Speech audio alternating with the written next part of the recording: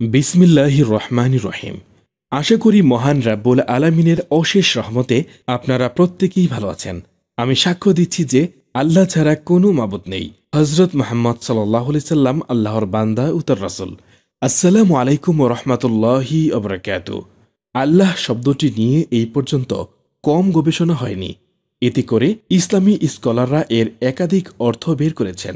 খুব অল্প সংখ্যক কিছু স্কলার মনে করেন আল্লাহ শব্দের কোনো অর্থ নেই, এটা শুধুই একটা নাম। তবে বেশিরভাগ স্কলারই আল্লাহ শব্দের বিভিন্ন অর্থ বের করেছেন, যার প্রত্যেকটির পেছনেই কোনো না কোনো প্রমাণ ও যুক্তি আছে। আজকের ভিডিওতে আমরা তাই আলোচনা করব, অর্থাৎ আল্লাহ শব্দের কিছু অর্থ তুলে ধরা হলো। অর্থগুলো সাংঘর্ষিক নয়, সম্পূরক, কাজেই এর সবগুলোই সঠিক হতে পারে। প্রথম মতামত হল আল্লাহ শব্দটি এসেছে ওয়ালিহা থেকে।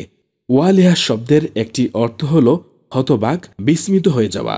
কারণ আল্লাহ সুবহানাহু ওয়া তাআলার শক্তি, ক্ষমতা, দয়া ও বৈশিষ্ট্য নিয়ে চিন্তা করতে গেলে আমরা বিস্মিত, বিমোহিত হয়ে যাই।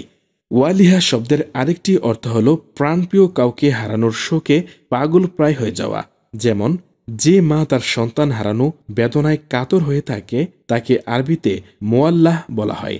একইভাবে যে ব্যক্তি সারা জীবনে আল্লাহকে চিনতে পারল না, সে তার মৃত্যুর সময় এবং পরকালেও আল্লাহকে না পাওয়ার বেদনায় পাগলের মতো হয়ে যাবে। দ্বিতীয় মতামত হল আল্লাহ শব্দটি এসেছে আল্লাহ থেকে। আল্লাহ অর্থ হল আশ্রয় প্রার্থনা করা। এই পৃথিবীতে আমরা সবাই আল্লাহর আশ্রয়ের উপর নির্ভরশীল।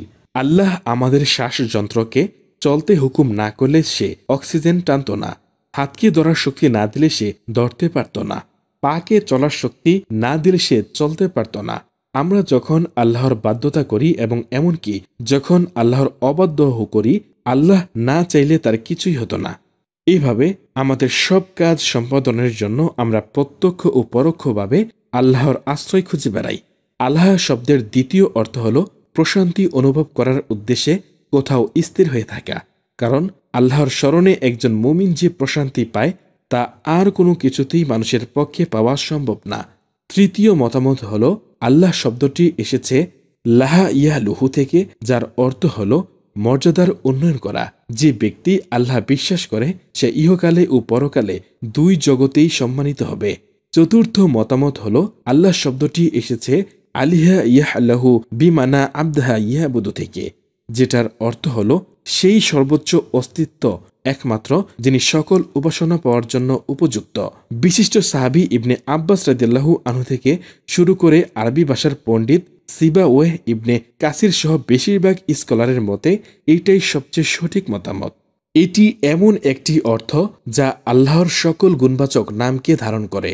কিভাবে? আমরা যখন আল্লাহর উপাসনা করি তখন আমরা তার প্রশংসা করি, তার কাছে বিভিন্ন জিনিস চাই। আমাদের এই সব চাওয়া প্রমাণ করে যে তিনি ইলা, তিনি সামি, তিনি বাসির, তিনি রহিম, তিনি আজিমু ইত্যাদি।